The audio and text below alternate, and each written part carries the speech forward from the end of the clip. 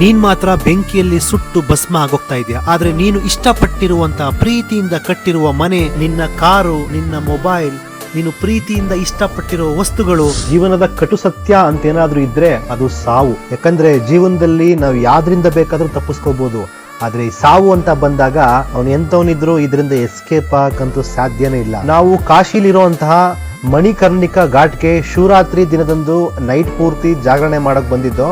ಇಲ್ಲಿ ಇದನ್ನ ನೋಡಿ ನಮ್ಗೆ ಅನ್ಸಿದ್ದೇನಂದ್ರೆ, ನಮ್ಮ ಪೂರ್ವಜರು ಒಂದು ಮಾತೇಳೋರು, ಯಾರೆಲ್ಲ ಕಾಶಿ ವಿಶ್ವನಾಥ ಸ್ವಾಮಿ ದರ್ಶನ ಮಾಡ್ತಾರೋ, ಯಾರೆಲ್ಲ ಕಾಶಿಗೆ ಬಂದು ಹೋಗ್ತಾರೋ ಅವ್ರಿಗೆ ಮೋಕ್ಷ ಸಿಗುತ್ತೆ, ಮುಕ್ತಿ ಸಿಗುತ್ತೆ ಅಂತ ಹೇಳ್ತಿದ್ರು. ಬಹಳಷ್ಟು ಜನ ವಯಸ್ಸಾದ ನಂತರ ಇಲ್ಲಿಗೆ ಬಂದು ಹೋಗೋರು. ಇನ್ನೂ ಕೆಲವರಂತೂ ಪಾಪಗಳು ಮಾಡಿ, ಕರ್ಮಗಳು ಮಾಡಿ, ಕೊನೆಗೆ ನಾನು ಕಾಶಿಗೆ ಹೋಗ್ಬಿಟ್ರೆ ಎಲ್ಲ ಒಳ್ಳೇದಾಗುತ್ತೆ ಅಂತ ಹೇಳಿ ಇಲ್ಲಿಗೆ ಬರ್ತಾರೆ. ಇದೆಷ್ಟು ಚಂದ. ಆದ್ರೆ ನಿಜ ಹೇಳಬೇಕು, ನಮಗೆ ಇಲ್ಲಿ ಅನ್ಸಿದ್ ಏನಂದ್ರೆ, ಎಲ್ಲಾ ಕೆಟ್ಟ ಕೆಲಸಗಳು ಮಾಡಿ ಕೊನೆಗೆ ಬರೋದಲ್ಲ, ಸ್ವಲ್ಪ ಮುಂಚೆನೆ ಬಂದ್ರೆ ನಿಮಗೆ ನಿಜವಾದ ಜೀವನದ ಅರ್ಥ ಗೊತ್ತಾಗುತ್ತೆ.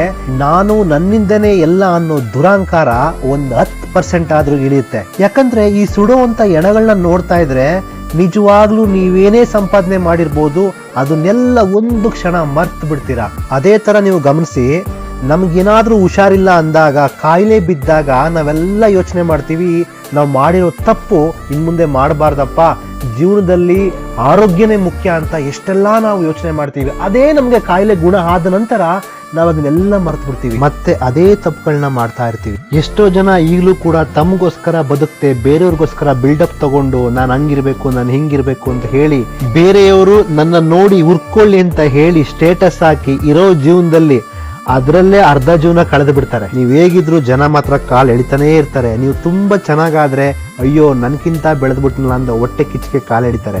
ನೀವು ಬಡವನಾಗೆ ಇದ್ರೆ ಇವನ್ಗೇನು ಬರಲ್ಲ, ಇವನು ಯೂಸ್ಲೆಸ್, ಇವನ್ ಕೈಲಿ ಏನು ಆಗಲ್ಲ ಅಂತಾರೆ. ಸಕ್ಕರೆ ಇರೋ ಕಡೆ ಇರುವೆ ಹೇಗೆ ಮುತ್ಕೊಳ್ಳುತ್ತೋ ಹಾಗೆ ನಿಮ್ಮ ಹತ್ರ ಅಧಿಕಾರ ಮತ್ತೆ ಹಣ ಇದ್ದಾಗ ಜನನು ಹಾಗೇ ನಿಮ್ ಸುತ್ತ ಮುತ್ಕೋತಾರೆ. ಅದು ಯಾವಾಗ ನೀವು ಕಳ್ಕೋತಿರೋ ನಿಮ್ಮನ್ನ ಮೂಸಕ್ಕೆ ಯಾರು ಬರಲ್ಲ. ಹಂಗಂತ ನಾನು ಎಲ್ರನ್ನ ಕೆಟ್ಟವರು ಅಂತ ಹೇಳಲ್ಲ. ನಮಗ್ ಸಿಗೋದ್ರಲ್ಲಿ 100ಕ್ಕೆ 98ಇಂದ 99% ಇಂಥವರೇ ಇರ್ತಾರೆ. ನಮಗ್ ಸಿಗೋ ಒಳ್ಳೆ ವ್ಯಕ್ತಿಗಳಂದ್ರೆ ಒಬ್ರೋ ಇಬ್ರೋ, ಅವ್ರನ್ನ ಯಾವ್ದೇ ಕಾರಣಕ್ಕೆ ನಾವು ಕಳ್ಕೋಬಾರ್ದು. ನಾವು ಮಾಡೋ ಮೊದಲನೇ ತಪ್ಪೇನಂದ್ರೆ ನಮ್ ತರನೇ ಎಲ್ರು ಇರ್ತಾರೆ ಅಂತ. ಅದು ನಿಜಕ್ಕೂ ಸುಳ್ಳು. ತಾಯಿ ಕೊಡುವಷ್ಟು ಪ್ರೀತಿ ಹೆಂಡತಿ, ಮಕ್ಕಳು, ಬಂಧು ಬಳಗ, ಸ್ನೇಹಿತರು ಯಾರಿಂದನೂ ಸಾಧ್ಯ ಇಲ್ಲ. ಅದೇನಾದ್ರೂ ತಾಯಿ ಬಿಟ್ಟು ಬೇರೆಯವ್ರ ಕಡೆಯಿಂದ ಸಿಕ್ಕಿದೆ ಅನ್ಸಿದ್ರೆ ಅವರಷ್ಟು ಪುಣ್ಯವಂತರು ಇನ್ಯಾರು ಇಲ್ಲ.